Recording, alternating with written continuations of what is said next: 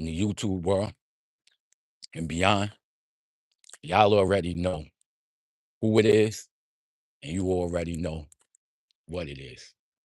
It's the Outlier B. We right back up at you guys with another episode. And it's on and popping, man. What up? How are you guys doing today? It's another Monday, a whole nother week, a whole nother chance, new opportunities. You put last week behind you. You start this week anew. And it's on and popping, y'all. How y'all feeling? How was your weekend? How was your weekend? My weekend was great. Actually, my people, my weekend was great. We looking forward to the day. We got some interesting things that's going to most likely happen this week. And we are going to speak about it, my people. We are going to speak about it. So we're going to touch up on a couple of topics today. We got somebody on the check-in. Daniel Boris Sports Highlights. What's up, my boy? He said, what's up? What's going on, my man? Knicks in 4. All right, you rushing me. You rushing me. I was going to speak about that when I spoke about Friday. So we're going to talk about the Knicks. I'm going to tell y'all what would make me feel comfortable about this series. I'm also going to speak a little bit more about diabetes because we got that last part of the insulin pump. I'm going to tell you how that part plays into the whole system. And then we, last but not least, are going to speak about how sometimes competition makes you very, very, very, very strong, my people. I do watch the Joe Rogan podcast. My brother stayed getting on me. He's like, I told you about your boy. Told you about your boy Joe Rogan. I told you about your boy Joe Rogan. He seems to think that Joe Rogan is a racist. Now, I made a video about this before, and do I think that he's right about Joe Rogan being a racist? Nah. I do not think that Joe Rogan himself is a racist. I've been following Joe Rogan for a long, long, long time. Do I agree with all of his politics? No, I don't. I don't agree with everything that Joe Rogan say, but at the same time, putting that racist hat on him is a long, long, long, long stretch, man. The way I look at it is if you're going to call somebody a racist, man, you got to have 100% facts because that's one of the worst things that you can call someone a racist. You know what I mean? So you got to be sure. And I don't think that Joe Rogan is a racist, my people. I definitely don't. But my brother, he stayed getting on me. I also used to like Alex Jones, man. I told y'all cats this. We are out here in New York. And the first time I discovered, well, I ain't discovered him. I used to work in transportation. I still work in transportation, but out here in Long Island. And there was this one dude after September 11th. He put me on to Alex Jones. And Alex Jones was talking all that 9/11 was an inside job stuff. Then I was watching the information he used to have on Obama, talking about Bush and Obama got the same administration. All they did was change the face, and the face was Obama, but he had the same people in the White House as Bush. And I was rocking with Joe Rogan, man. But I'm sorry, Alex Jones. But Alex Jones really, really, really. I went and started going against Alex Jones when they started doing that Sandy Hook stuff. And I saw that, that stuff really happened to those kids, man. That stuff really happened to those kids. And to call them guys crisis actors and all that other type of stuff, I thought that was very, very insensitive, man. You got parents who lost kids in that situation, and you over here making light of that situation just for content. And I was definitely against that. But I'm getting off point. Man. I'm getting off point. We got somebody on the check-in. Jose, he um, said hi, what up? Key Yan said hi, what up? We got somebody said hi, SHIT. What up? How y'all doing this week? What are y'all looking forward to on the week? What do you guys have planned for the week? So let me get off that. Let me get off of that. And we are going to speak about what happened with this diabetes, man. And last week, Friday, I told you guys that I be in so much pain, man, with my stomach sometimes, with sometimes my sugars running very, very, very high, right? That I didn't know how it felt to be normal. So I went to my endocrinologist last week. They hooked me up with my Omnipod insulin pump. That thing works great. It gives you continuous insulin. Also eliminates you taking shots, so you don't need to use a pen, and you definitely don't need to use a syringe when you have an insulin pump. So those are always good things, and it's easier. So I control everything from my phone. I can give myself a shot, and it it's like a wireless insulin pump. So it's like a little sticker that you put insulin into. It's a little pod that you have. You put insulin into it, then you attach it to your body, and you control it through your phone. You tell the pump how much insulin to give you. Now, at the time, I didn't have any sensors, and you guys know what a sensor is. Continuous glucose monitor. It's those little stickers that you guys see on people's arms. You see diabetics, they wear them. Now, these things are also cool. These things are also cool, man. They're cool because, again, back in the day, back with my grandmother and grandfather, when they used to have diabetes, they would have to prick their finger. They would have to carry a glucose monitor with strips and things like that. And it's just a tough and tedious process. You know, it takes a lot of self-discipline to use those things the correct way. But these continuous glucose monitors do away with that, man. They so cool because it's the same thing. It's like a sticker. You put it on to you.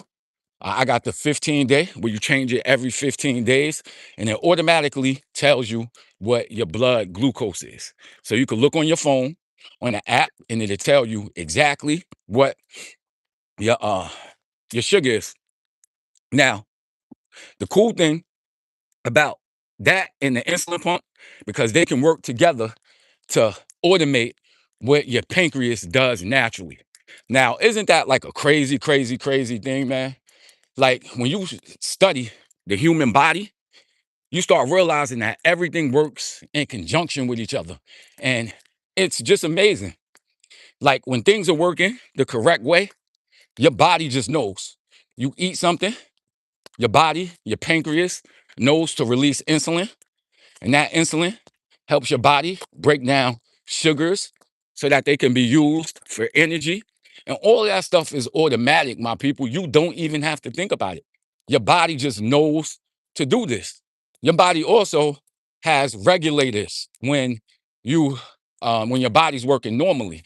So you can release substances in your system where your sugar starts getting low. If everything's working normally, then your body knows to produce certain sugars. When your sugars, you have a whole bunch of excess carbohydrates or sugars in your body knows to release insulin. And all this stuff happens by itself, man. Happens by itself. So we got Big Mott. He on the check-in, he said, I would be worried that AI gonna hack my body with an app like that. Skynet, us live. You funny, Mott. You funny. Somebody said, is this an exercise walk or an A and B walk? Now I'm on my way to work. On my way to work, I gotta go catch the train. So I do this walk every single morning, and I come on and talk to you cats. You know, so if this is what you like, then stay on, stay on. And hit that subscribe button. But mine is right. Big Mine is right. Mine is 100% right about that. That is kind of scary. And the way things are going now is they got apps, right? They got apps on these phones where your doctors can basically see all your numbers. Your doctors will be able to see all your numbers. And like Mont said, man, just imagine, somebody hack your system and they start giving your body insulin. That would be crazy, man. That would definitely be crazy. But I think we getting to a point now, man, where, AI is definitely going to be doing surgeries for people. It's going to be crazy. It's going to be crazy, man. I don't think I'll be able to see everything. I don't think my time on this earth is long enough for me to see where science is going in 100 years. I know none of us probably gonna be here, but I'd be interested to see in 1,000 years how far technology would take things, man, and the type of things that the human mind would come up with. The type of things that the human mind would come up with. And I think I was speaking spirituality last week. And I'm gonna say this, man. I'm gonna say this and I'm gonna leave it here and I'm gonna leave this topic alone. And we're gonna go to another topic after I say that. If you look at all of human inventions, right? All of human inventions, what are they for? What are they for? All of human technology, well, most of human technology, most of human intuition. And it's basically because, we spread out. We're going into places where the human species wasn't supposed to go. And we improve on the limitations of our body. We improve on the limitations of our bodies. So, for example, I got glasses on, my people. I got to wear glasses because my eyesight isn't too good. My eyesight isn't too good. And the world would be blurry to me if I didn't have these glasses. So just looking at things like that, you start seeing that the human body in itself isn't perfect, my people. So we look at arguments that some creationists have where they say intelligent design and things like that. Just looking at things, just looking at things, it tell you that our bodies aren't designed, wasn't designed for this, wasn't designed for us to live the optimum way on earth because our bodies have limitations and our minds help us make up and create things that make up for these limitations. You feel me? So we can even look at the universe. We can even look at the universe. And I know if we was to look at the universe as just one event, because this is all we know, right? This is all we know. So we can't really put it into a system. And the time that we speak about is just all time. It's all time. So if I could go back to the Big Bang, right? The Big Bang, and we're talking about the inflation time, and this was time right after the Big Bang, a fraction of seconds that our brains can't even comprehend how small the time was. The universe spread out faster than the speed of light. So that matter that spread out that fast, we would never, ever, ever, with our current technology, be able to see this because just based off the laws of physics, man, just based off the laws of physics, we can't produce anything faster than the speed of light. But the universe itself, matter spreads faster than the speed of light because it's actually the fabric of the universe that's spreading. So during inflation, there was parts of the universe that spread so fast that it's forever lost to us with our current understanding of physics. And we'll never be able to see that. So you'll go back to that fraction of a second, right? And let's say we paused it and we asked if the universe was fine-tuned for human survival. We will come billions and billions and billions of years later. We can even take it back to dinosaur times. And let's put a human mind in a dinosaur where they can have these types of talks. With the dinosaurs, say that the earth was designed for humans, with humans in mind? I don't think so, bro. I don't think so. But we're gonna read these check-ins. Somebody said you sound like a young Denzel. Brother B, I hear that a lot. Thank you. My girl Chloe on the check-in. What's up, Chloe? How are you doing today? Of course, I remember you. How was your weekend? How was your weekend? You know? But we getting deep, so I'm gonna switch topics, man. We're gonna talk about them New York Knicks. What up, y'all? What up? Game 3 is tonight. Game 2 was a great game. I predicted that the Spurs would win game 2, but I was wrong, man. And I'm happy to be wrong on things like that. I'm happy to be wrong on things like that, y'all. But listen, it ain't over yet, man. Everybody talking like it's a wrap. I'm gonna tell y'all, yo, one game can change the whole trajectory of the series. And we're talking about the Spurs, who this whole season was a great team. I don't think they lost 3 games in a row the whole season. So Looking at percentages, y'all think they're gonna lose tonight? Y'all think they're gonna lose tonight? This is a situation where a couple of stats are gonna collide. New York is a great home team for the whole season. Spurs never lost 3 games in a row. So, what stat are you guys banking on, my people? What stat are you guys banking on? And again, one game can change the whole trajectory of the series. So let's say the Spurs win tonight. Let's say the Spurs win tonight. Now it's 2-1.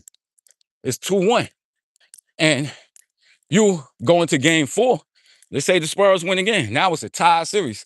And, it's a whole different type of series now if it's tied. Me personally, I would be comfortable if the Knicks won tonight.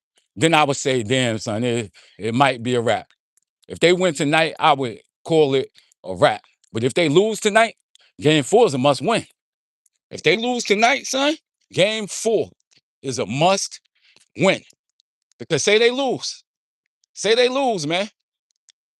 I'm telling you, they just don't want to play around with that. They definitely don't want to play around with that. So we got somebody on the check-in said, I am eating some macaroni and chicken. Macaroni and chicken at this time in the morning. That's what up.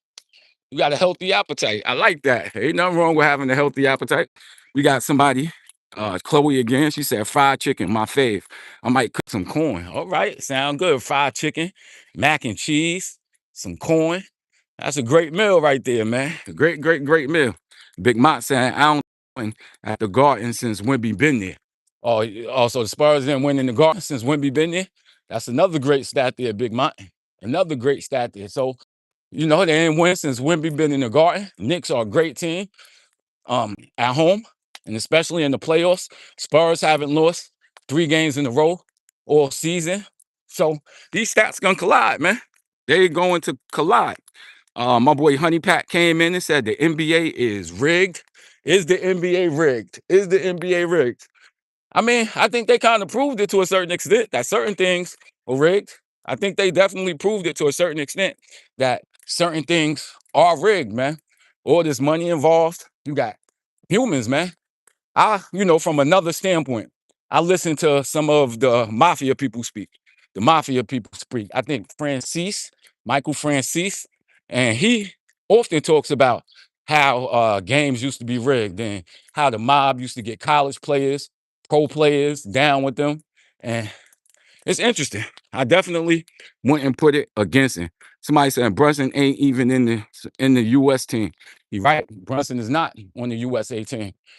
Brunson is somebody that's always, I mean? Like, he's never given his props, but he's a workhorse. He reminds me of the blue collar worker that's going to go out there and produce consistently every single day when the game is close. This is what I tell myself, man. Brunson could be off the whole game. And I don't know if y'all remember Jordan. I remember when Jordan used to play. And there were many games when Jordan, the shot wasn't going in for Jordan. Same thing with Kobe. I watched both of these guys play. I've seen both of their careers, especially Kobe. I watched his whole career, basically. LeBron, I watched his whole career. So sometimes Jordan to be off, sometimes LeBron to be off. But then when it came time to put a team away, them cats was always on. And Brunson reminds me of the same way. So if the Knicks could keep it close within the last 2 minutes, I'm taking Brunson. I'm taking Brunson, y'all. Somebody said, I am Iran. All right, he said he is Iran. That's what's up. Somebody said, are y'all talking about basketball or football? Chloe, we talking about basketball. We talking about basketball. We got somebody else, I guess my man from Iran. He said King Reza. I don't know who that is, my brother. I don't know who that is. I don't know too much about Iran. School us. Let us know what's going on over there. Somebody said, I was born in Bay Minette, Alabama. Now I live in Mobile. Oh, okay, you live in Mobile, Alexander. Alabama. Shout out to the people in Alabama. I think I told you last time you said that my pops is from Alabama. Yes, sir. My pops is from Alabama. Yep. So we're looking forward to a great game tonight. Hopefully the Knicks could pull it in. What's my prediction? Damn, son. I'm about to go with the Spurs. I'm sorry, man. Hopefully I'm wrong, but I'm about to go with the Spurs, man. We gonna see. But again, I picked the Spurs to win the whole series. So I've been wrong all the whole time. But we gonna see. We gonna see. We gonna see. And we finally here at 7-Eleven. So y'all know it's my time to make me my tea. I'm about to step up out of here. Thank everybody for checking in. I'm gonna catch you cats tomorrow. Catch you cats tomorrow after the game. We're gonna speak about what happened. I wanted to tell you guys the differences between how your body feels when your sugars are actually controlled, because my joint's been normal the whole week. And I feel real good. We're gonna compare that to the way I was feeling before. Then we also was gonna speak about when people come at you, man, when people want to fight you. And when you see, like, damn, son, they throwing their hardest punches, they taking out all their tricks to try to get you. And you see, like, damn, son, they ain't really got nothing. How much confidence that gives you. And how I used to shy away from conflict and confrontation. But now, listen, man, if it's gonna happen, it's gonna happen. If it's gonna happen, it's gonna happen. All right. And we got my girl Chloe on the check-in. She said my grandpa moved from Michigan and came here and he died from old age. Oh, wow. He said he died when I was 5. Okay, okay. Do you have memories of your grandfather? And he moved from Michigan. All right. Shout out to the people in Michigan. Shout out to the people in Michigan. I told my people I wanted to go to Detroit, and I'm definitely gonna go. Definitely gonna go to. But we up out here. Thanks everybody for listening. I love y'all. Peace out, man. Catch y'all tomorrow.